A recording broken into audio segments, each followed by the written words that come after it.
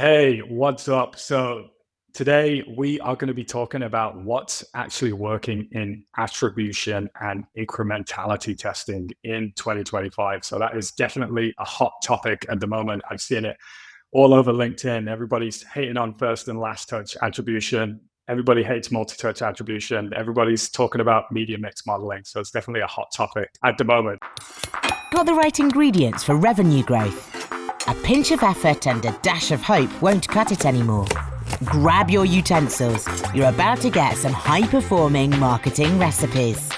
Welcome to KlientBoost Kitchen.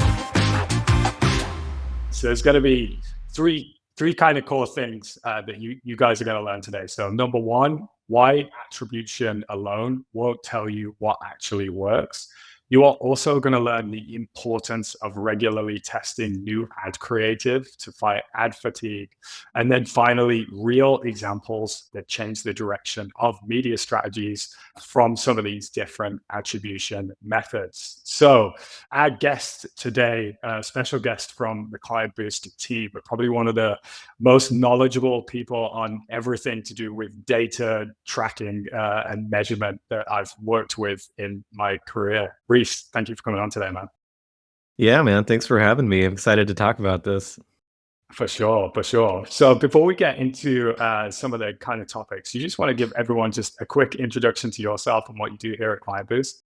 Sure. Yeah. So I'm Reese, and I'm the director of BI here at KlientBoost. And so right now, I lead a team of myself and two other people, and we focus on really everything from online conversion tracking to CRM configuration, and then even going into server-side tracking and reporting, all to make sure that we can set folks up with the best data infrastructure possible so that their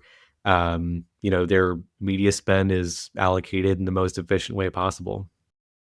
I love that. I think my POV is that you guys are the unsung heroes of KlientBoost, and also just the data teams in general, the unsung heroes of every business that they're in. And it's interesting to me. I was on a different podcast today and got asked the question, like, what's the number one mistake that businesses make, and going into the future, what do you think's the number one thing that they should be focused on?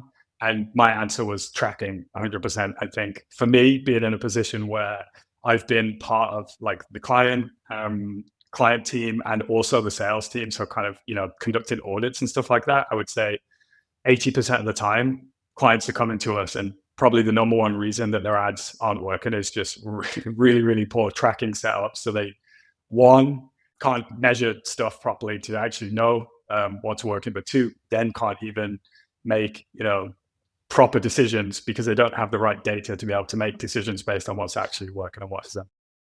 Yeah, I believe it. Cool. So with that, let's hit the first topic of the day here. So your attribution is lying to you. I actually did a post on LinkedIn about this recently. That's 100% accurate. Reese, what's your POV on this? Yeah. So we're starting off with a kind of a spicy claim here, and so I would say maybe another way that we could say this is like it's lying to you, but maybe it's a lie of omission, or at best you could say it's a biased guesstimate on the platform's part. And the reason why I say that is because it's always not so much like the platform is lying to you out of malice, because I think sometimes we get into this space of like, oh, Facebook is exaggerating how many conversions we're getting, and so like the platform itself is untrustworthy.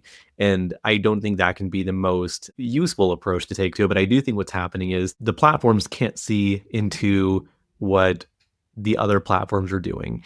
Facebook doesn't know that Google Ads contributed to a sale involving the same customer.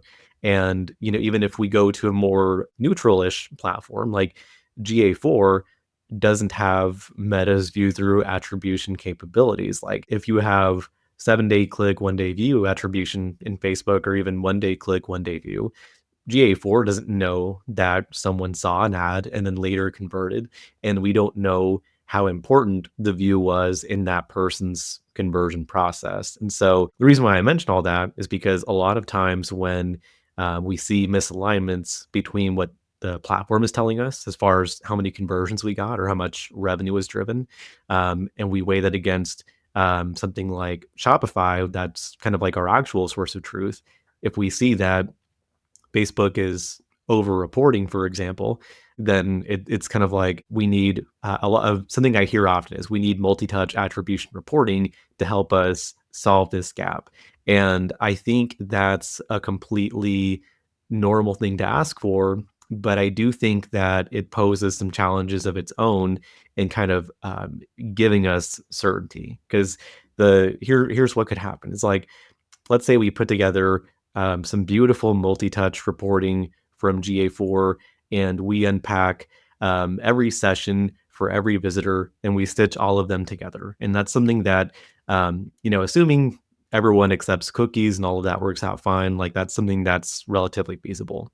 But what do we do if Facebook is the second out of 9 touch points for someone? Or what do we do if it's the 10th out of 10? And so we kind of get into this challenge, I think, especially the more complex someone's customer journey is, or like the more marketing channels you have, because the more channels you have, the more touch points there are going to be.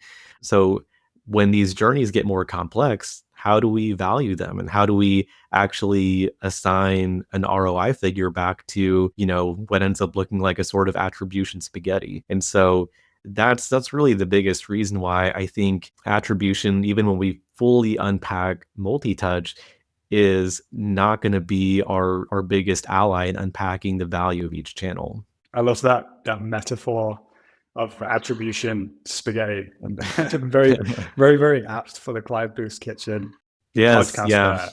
I think something I wanted to dig into a little bit before we move on to one of the other topics there, and this is something that honestly I haven't fully figured out what my own POV on this, but just something that I'm starting to think more and more, and this is especially so maybe more on the B2B side, is that I think there's maybe to some degree, and maybe multi-touch probably can't help with this, and I'm sure you'll touch on some methods that can help with this, but there's probably also an element of some of these ad platforms maybe an over-reporting from a direct conversion perspective, from like a direct response perspective.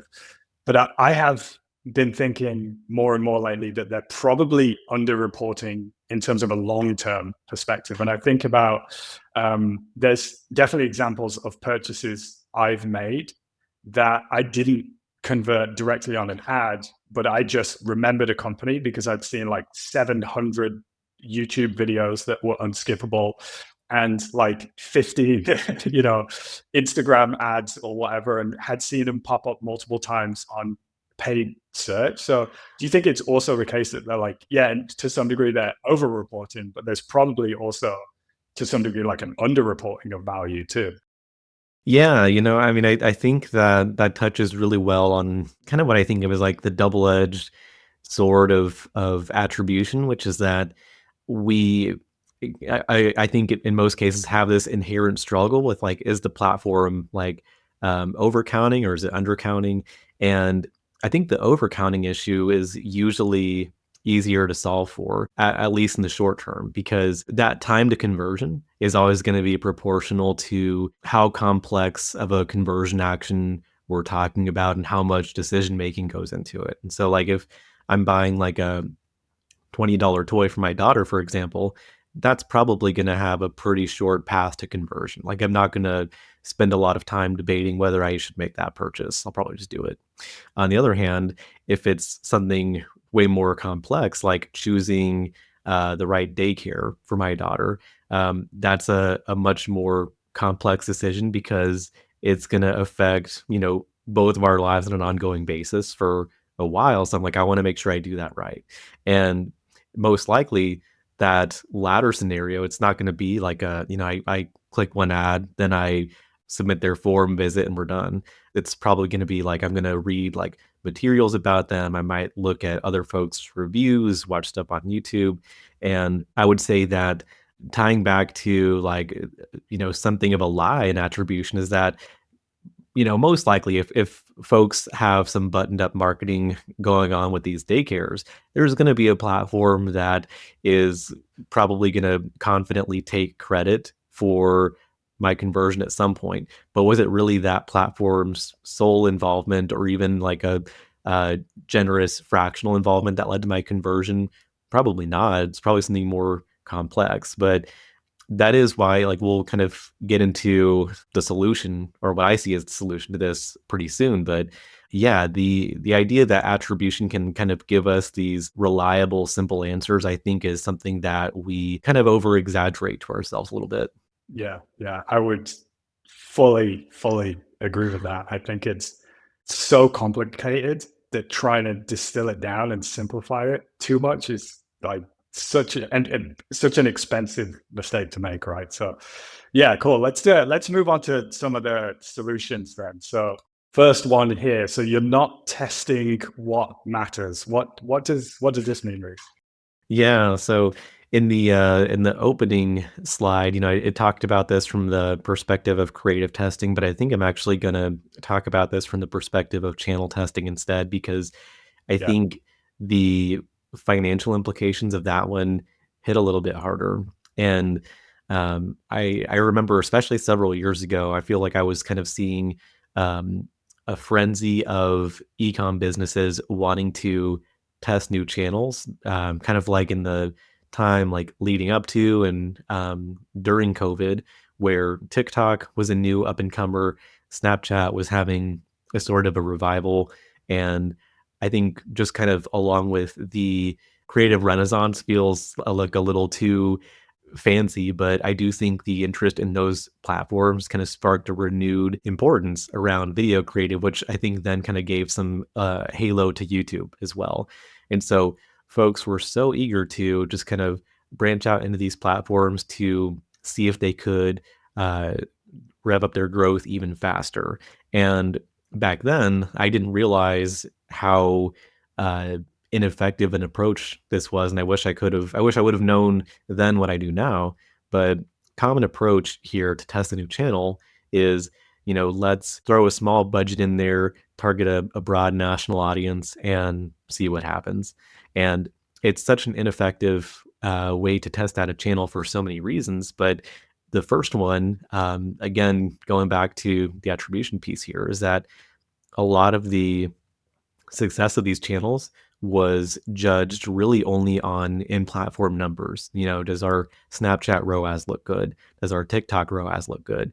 And if not, after a short while, scrap it. If it does, keep running it. Now, the problem is you don't know why the in-platform numbers look good or look bad. And so if they look good, for example, and if you're targeting broad audiences with no exclusions, then what if the numbers happen to look good because you're showing ads either to returning customers or warm visitors who might have just happened to see an ad on their path to converting anyway, which is something that when the numbers are overreported, I hear a lot of clients get concerned about is like, would we have gotten this sale anyway? And it's a good question to ask, and it's one that I would say that has kind of been hard to answer until now. But I want to kind of share what I think is the more effective method of testing here, which is to basically, instead of just targeting broad national audience, you want to define a test and control group in terms of specific geos. So that could be metro areas, it could be states, could even be more specific than that.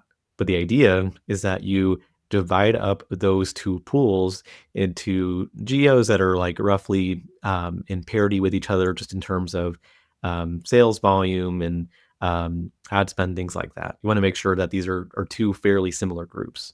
And so at that point, in your control group, for example, like let's say you're testing TikTok, then your control group, you'll just continue to run things business as normal, no change whatsoever. In your test group, on the other hand, this will be your group of states or metro areas that do get exposed to TikTok. And so, like I mentioned earlier, our goal here isn't to see if the numbers look good or bad necessarily in the platform. Our real goal, the reason why we're getting into a new channel, is because we want to see if it's going to drive more value for the business.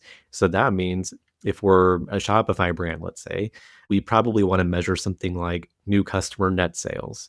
So net sales from Shopify, that just means it's our gross sales, how much revenue we're generating, minus discounts and minus returns, because we want to account for those extra costs. And then of course we want to make sure that this is specifically for new customers, because most of the time, if not all the time, our paid media efforts, the goal of that is to help us acquire new customers. And so to give a little plug for ourselves, we created a dashboard that lets us see, like, what does our new customer sales look like over time in our control group? What does it look like in our test group? And then what does the change in those two groups look like over time? So like, is our test group showing a noticeable lift over our control? Is it flat? And so in this case, if it's flat, then TikTok didn't really add anything. But if it's going up, regardless of what the platform itself tells us, that means that we're seeing a lift in new customer activity, whether it's more direct or indirect. And so limiting it to those specific geo areas gives us a measure of control, but also a measure of comparison, so that we can kind of isolate just down to that one variable. Is this moving the needle for the business? Yeah, that's actually super smart. So there's two things I want to just kind of like clarify on that. So in theory, I want to check my understanding is correct here. So if we were to run a small geo test, and maybe if we say we're targeting like the whole of the US, for example, and we were to just pick, okay, we're going to run a geo test in New York State, for example. When we run that, we're not necessarily looking for the platform showing us like more conversions directly attributed to that campaign. But if holistically as a business, we've seen maybe a 20 to 30% lift in inbound or sales or whatever the case may be from New York State specifically above everything else, then we can be pretty confident that that activity is working, even if we are or aren't seeing that reflected in the data within the platform itself. Yeah, that's the idea. And I would say, especially in that context, in this case, it may mean a longer testing cycle, but and I would say that the test cycle should be aligned with your time to conversion. And if it's a short time to conversion, then at least allow a couple or a few cycles in there. But I would say in the example you mentioned earlier, if there's a longer term effect that we might get out of a channel, if we run our test long enough to experience that, then yeah, like this gives us the chance to see, regardless of like, if the platform is behind or not, is it contributing to some lift? Okay. And so I want to kind of touch a little bit on how that can be relevant to the B2B audience too. So what I'm thinking with like B2B audiences that, especially if you think more high ticket companies, there's longer sales cycles, for example. And so when you were to run these, I feel like, would it then also be the case that it doesn't necessarily just have to be a geo? So if we were to say, for example, maybe a platform like LinkedIn, and we were to take a specific segment and say, okay, instead of experimenting, because the total pool of available prospects is so small, we can't hyper focus on a geo, but maybe we can hyper focus on one industry or one job title, for example. And would the same principles apply then, where it's like, okay, we'll run an incrementality test on this one industry or this one title. And then what we would expect is that, like either pipeline or, free trials or whatever the case may be for that specific business. And you can just measure the impact of the ads in kind of the same way. Yeah. So there's a couple ways that these kinds of experiments can be designed. Like one method is geo. If we're looking at something that's kind of like more specific to a type of audience, then it is possible to do what you could call an audience split on that as well. So like if we have our list of like, let's say 1,000 people that we'd want to be going after, and we want to see a certain approach works better with those folks than what we're doing currently, then we can say, okay, well, let's randomize members of this audience. Whichever one kind of gets our randomized flag, then those people will be in our test group. The others will be in our control group. When doing some kind of audience split like that, the most important thing is just to ensure that folks are going to basically between like the test group and control group, that it's kind of like an even distribution of people who would have a roughly equal chance of like being exposed to your new creative or whatever it is. The main thing to ensure there, and kind of like the reason why we would turn to geo splits in some cases, is just to ensure that like, you wouldn't want like maybe half of your test group to kind of end up receiving like all of the marketing just because they happen to be the most active on the platform or something like that. That makes a ton of sense. So do you, I assume you still see a place for kind of, I would say like, for want of a better term, like old school attribution methods, but it's definitely, it sounds to me like the consensus is that's maybe a dangerous way to be measuring marketing on its own, at least. Is that kind of like a fair assessment? And that's a really good question. And so that actually brings us to one of my favorite phrases, and something that I've been saying more often lately. But Yeah. my thought there is use in-platform numbers for in-platform decisions, and use business level numbers for business level decisions. And so incrementality testing, for example, like we've been talking about with like audience splits and geo splits, the value there is that it helps us kind of take the impact of these in-platform or even like, across platform decisions that we're making if we're adding in a new one. Mm. It helps kind of connect those decisions to the business level data in a much cleaner way, because we're isolating for that variable specifically and kind of creating measurement around our testing control groups. Now, I think the area where it gets trickier is kind of like, if, for example, like we have 3 different ad platforms that are all telling us, this platform's doing well, and they're kind of all competing for marketing dollars under the same budget. It's kind of like if your GPS gave you 3 conflicting stories about how to get where you're going, which in a way sometimes kind of happens with like the Google Maps alternate routes, depending on where you are. But I think in this case, like, you don't want it's one thing to end up being like 5 minutes late somewhere, but I don't think you want your budget to be under the influence of 3 totally different perspectives with their own vested financial interests.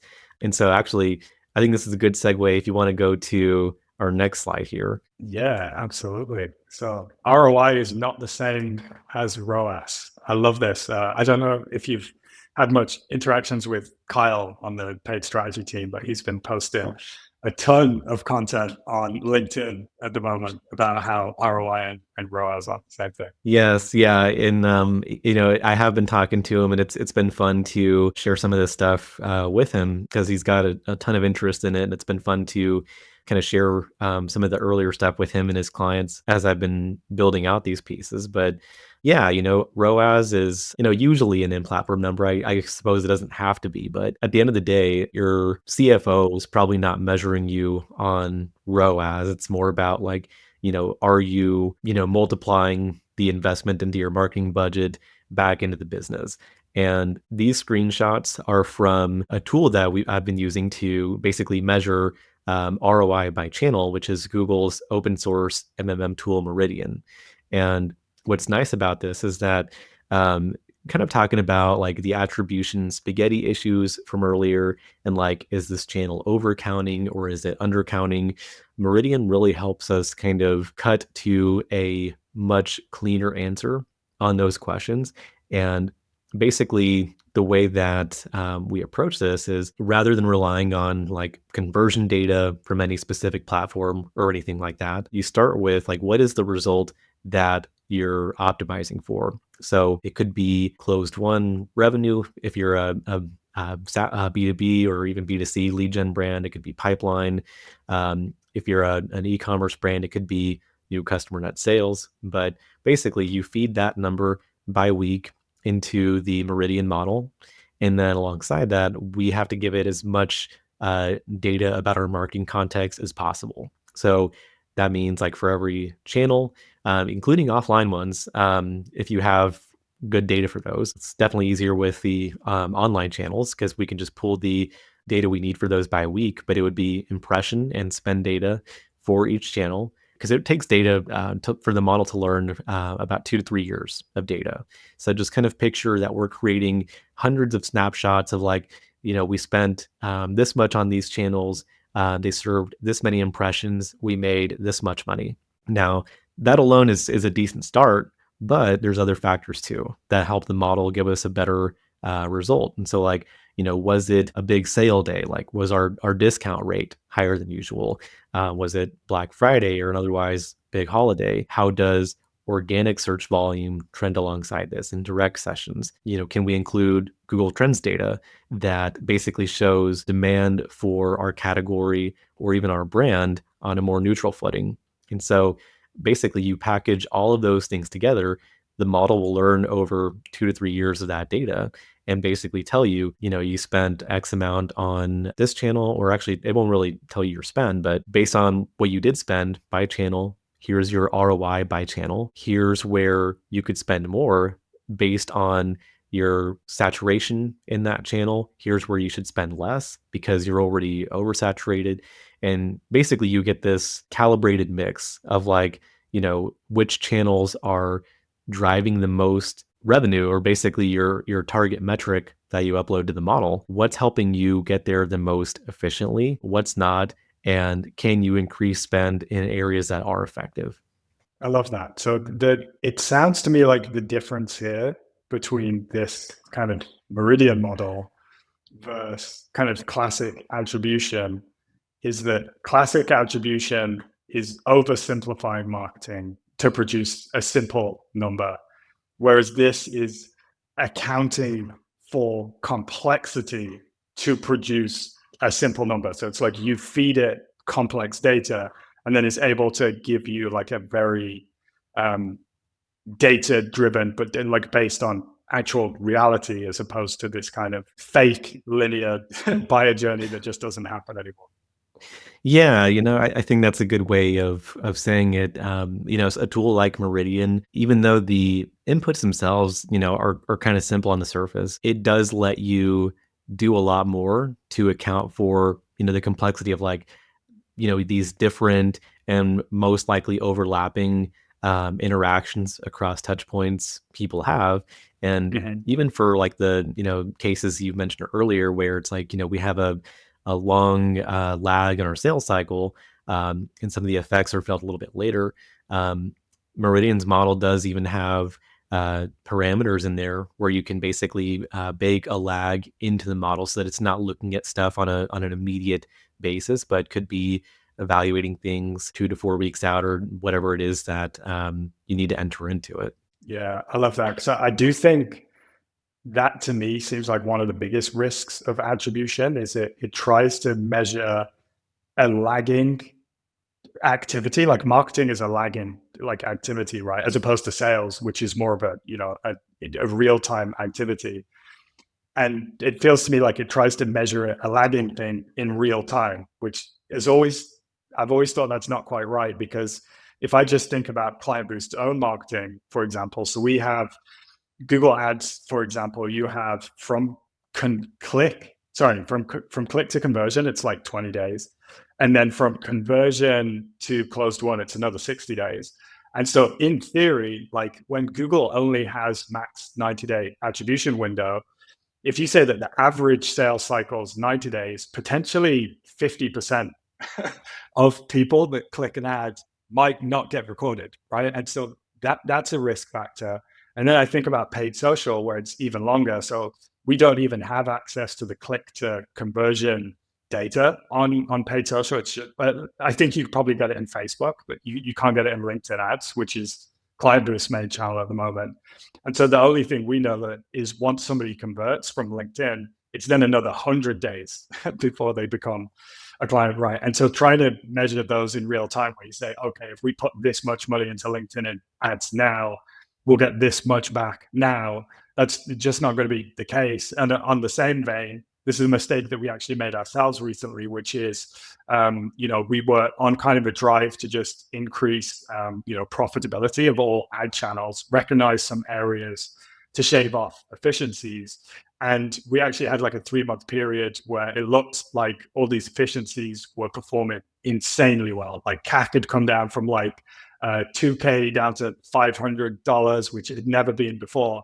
And then what we realized actually was we just hadn't factored in flag. And then almost exactly like 100 days later, then we suddenly see the pipeline starting to slip. We're like, okay, we actually need to reinvest in those channels because we've almost done an accidental kind of incrementality test to some degree, right? Yeah, and that actually tees us up beautifully for the next slide. Oh, let's do it. Let's do it. Yeah. So what do we have here? You can't optimize what you don't measure. I love it. Yeah, everything that you said, I think, describes my exact intention with this screenshot and metaphor that goes along with it. But if you're a ship at sea, for example, a change in course of just a few degrees, it's kind of funny. I didn't really intend for this to be the case when this popped into my head, but there's the most famous case of this kind of accident is like Christopher Columbus thinking he reached India when it was actually the Americas. I don't know if he was off course by only a few degrees, but my point there is that being just a few degrees off course can mean the difference between reaching your destination or remaining in the middle of the ocean or ending up somewhere else entirely. And I think the example that you shared is kind of like that in a way where it's like, if you have data that feels reliable for decision making on the surface, but is actually missing just a little bit of the context or is in some way just a bit removed from the truth of the business, then that's exactly how you can end up off course. And again, I think the root of that comes from using in-platform numbers to make business decisions. Yeah. Yeah. That's it honestly as well. I think when you just think about it, it seems like such a strange approach. Like you're gonna put the long-term profitability potential of a business on a figure that, quite transparently Meta and Google will tell you that it's not 100% accurate. I mean, like nobody's acting like that's the right metrics to even optimize against to some degree. Yeah, and that's why I think for folks who've never done one, doing an MMM audit just to kind of get an idea of where their platforms are at, especially if they've never done it before. If you're using 3 or more channels and you've never done one before, then it's probably time to do that, just so that you can get an idea of which channels are actually yielding the most ROI. Because chances are, at least one of them is probably not where you think it is. And to that point, it's just in terms of staying on course. I would also say that it's not even like a one and done kind of thing, like doing MMM refreshes, like at least on a quarterly basis, just to kind of ensure you're staying on track, I think is a healthy move. But what I'll say too is that I would say that with MMM, it's important to understand that it's statistical modeling, and so the benefit there is that it's agnostic from what the platforms tell us, and it's really just looking for patterns between our investment and sales that we're getting back. But I do think that's also where incrementality testing comes in, because we use the results of our MMM audit to come up with hypotheses, and then we use incrementality testing to basically validate those and kind of prove them against the model. So I will say that while MMM audits will generally be way more informative and valuable to pointing us in the right direction as far as where the business should go than the platforms alone will, incrementality testing will help validate results from an MMM audit. And I do think it's important to kind of use ongoing testing to kind of say, like, Meridian's telling us this platform isn't worth very much, or it's also telling us we could invest more in this platform. Then it's like, okay, great, validate that with an incrementality test.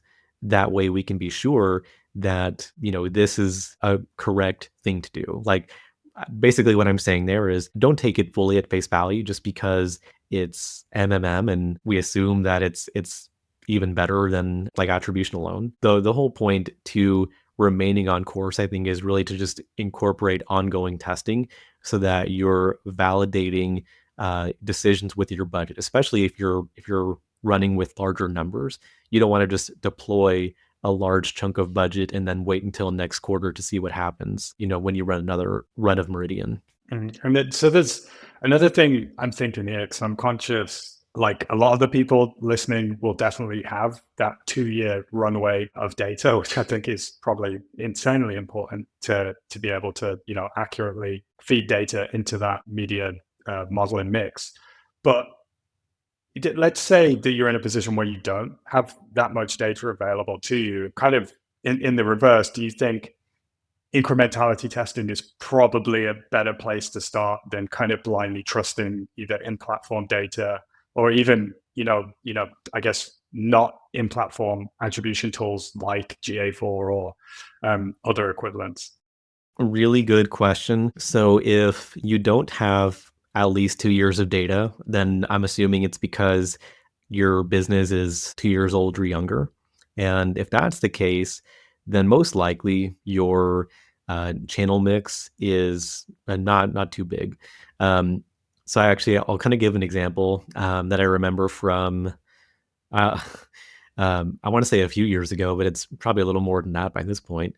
But one of our clients who's still with us, a Shopify brand, they were much newer back then. At this point, I don't think they had 2 full years of data. But basically, what triggered this was I was working with them. This was around like the time that like the iOS 14 tracking stuff with Facebook happened, and so like our Facebook conversion data was completely throttled, almost non-existent.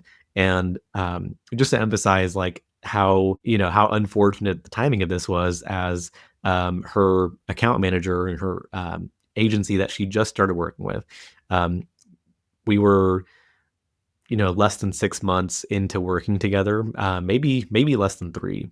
And basically, like I almost want to say like we start working together and then a month later iOS 14 happens, and then all of a sudden our numbers in the Facebook platform look like garbage, which of course, if you're a client and you just hired an agency and a month into working with them, all your in-platform numbers plummet, then you're going to say like, these guys are awful. What's going on? I need to leave.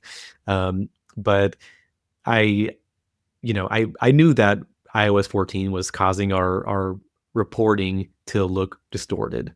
So knowing that this is already removed from the truth, my first instinct at that point was, okay, like what's Shopify telling us? Are we generating more sales? And so of course, back, I'm looking at the new customer net sales because we're focused on new customer acquisition. And basically what I wanted to answer at that point was, how is this trending alongside our total ad spend? And the reason why it's a pretty simple way to look at it. We're just looking at two numbers, really: new customer net sales, total ad spend. And in her case, that was still a pretty reliable approach, because at that point in time, Facebook, I keep saying Facebook, I should probably be saying Meta, but at that point in time, that was really her only acquisition channel. So it's like, yeah, you could be generating revenue like from email or organic search for your own brand name, but how are people getting on your email list, or how are people finding out about your brand name? Unless you just kind of ran into them on the street and had them sign up for the email list, they probably saw a Facebook ad or at least clicked one. So at that point, we started following the new customer ROAS pretty closely and the new customer revenue. And she could pretty clearly see, again, with Meta being the only real acquisition channel going on, that new customer revenue was going up, new customer ROAS was remaining stable. And these numbers were, almost completely disconnected from what the platform was telling us at that time. But because it was what was actually going on in her business, we were able to kind of make it through that period of awful Facebook reporting. And so to the folks who don't have 2 years of data, I would say keep it simple. Just keep if you can, just keep a spreadsheet. By day or by week if you can. Just look at your total spend against your whatever your outcome metric is, like closed won, pipeline, new customer net sales, and just follow the efficiency ratio of those metrics. And if you do plan on launching a new platform, if you can, like, segment by geo first. There's more sophisticated ways of dividing up your test and control groups, but I would say having a method there is probably better than no method at all. But for those folks, like you can still keep it simple.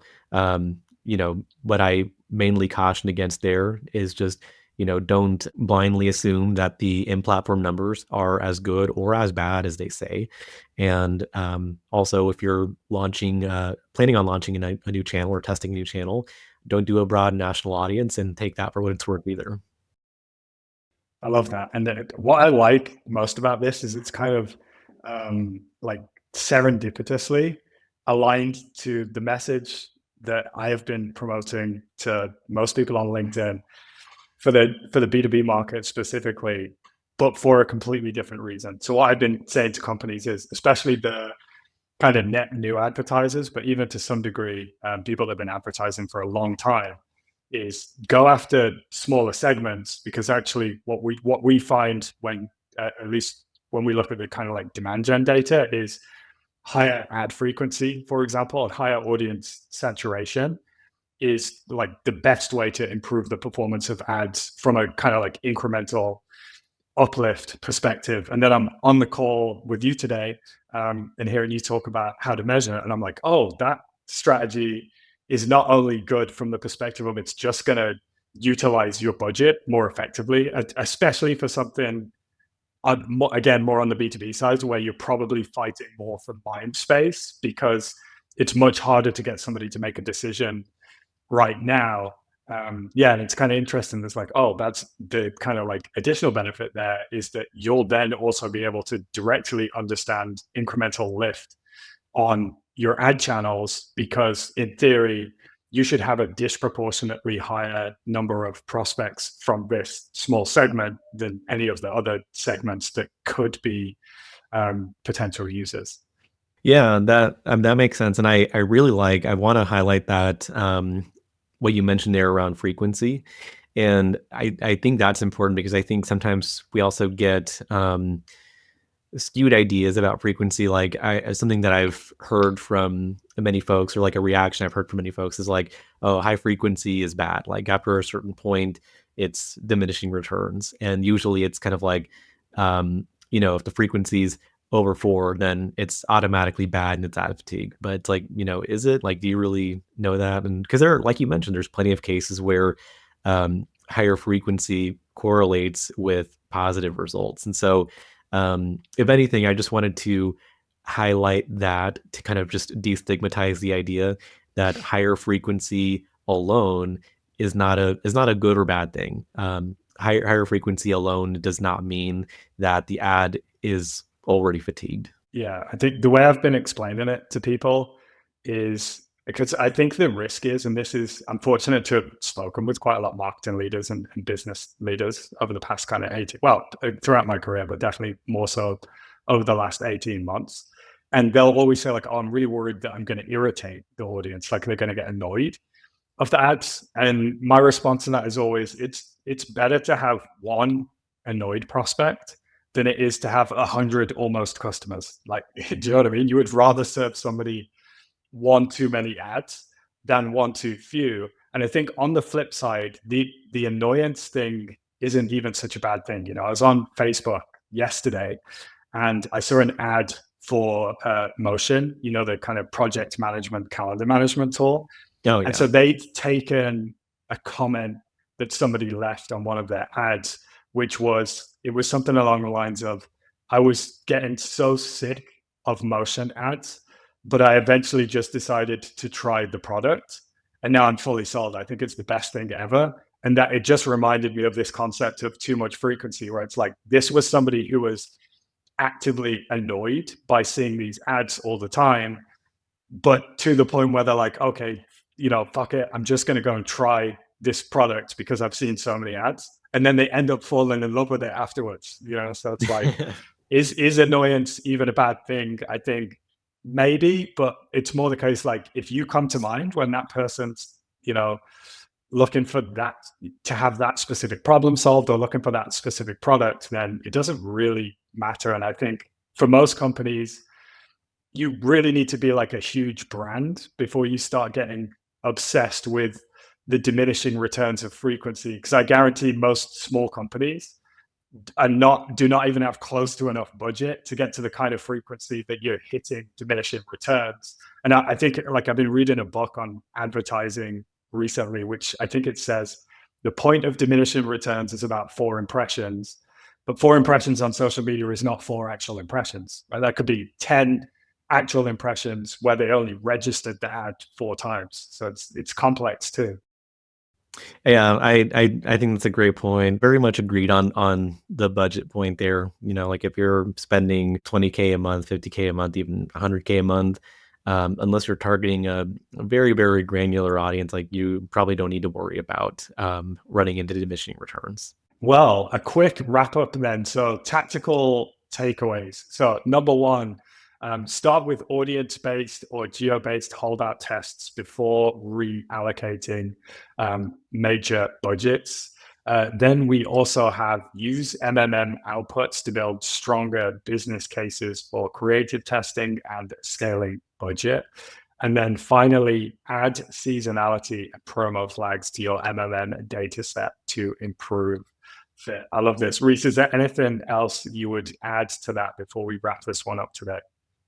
I would just emphasize, like, for the smaller advertisers out there, like if you don't have 2 years of data, or if you haven't been, running your business for like 2 years, you still have a simple channel mix. Like, I would say again, like use some of the simple measurement methods that we talked about and just kind of compare your outcome alongside your investment, your total marketing investment, whether it's one platform or even 2 platforms. What I would also say there is, if you have a small marketing budget, don't spread it too thin by trying to get yourself into all of these different platforms, because you want to be everywhere that your prospects are.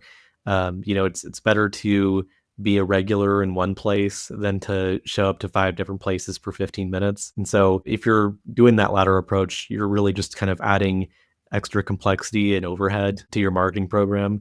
So focus on 1, maybe 2 channels, depending on your budget, so that you can really isolate your revenue growth to one specific kind of activity. So I really want to emphasize that. I can't emphasize that enough. Keep things simple.